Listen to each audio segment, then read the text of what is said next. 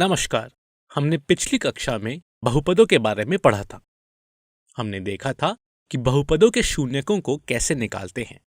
याद है आपको?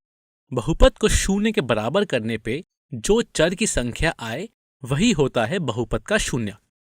साथ ही हमने बहुपदों की विभाजन प्रक्रिया को विस्तार में देखा था, जो कि ठीक उसी तरह की जाती है जैसे हम संख्याओं की लंबी विभाजन प्रक्रिया करते हैं। और हमने ये भी सीखा था कि शेषफल प्रमेय द्वारा हम बिना विभाजन किए बहुपदों के विभाजन का शेषफल कैसे निकाल सकते हैं। इस पाठ में हम इन्हीं सिद्धांतों के ग्राफीय निरूपण को विस्तार से पढ़ेंगे।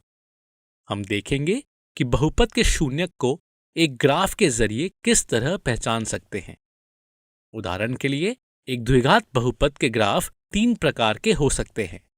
इन तीनों स्थितियों में शून्यक किस प्रकार के होंगे ये आप इस पाठ को पढ़ने के बाद समझ जाएंगे। परंतु ग्राफीय निरूपण से शून्यकों की पहचान करने में एक सबसे बड़ी दिक्कत ये आती है कि हमारे पास हर समय ग्राफ पेपर या ग्राफ बनाने वाले औजार नहीं होते हैं।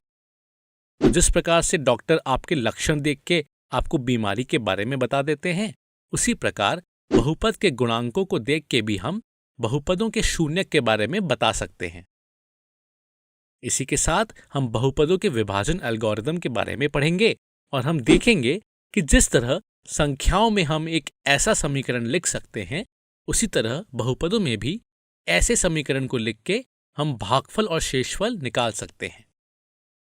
इस पाठ में सीखे गए उपायों का इस्तेमाल आप अपने विद्यार्थी जीवन में गणित और विज्ञान में बहुत जगह करने वाले हैं।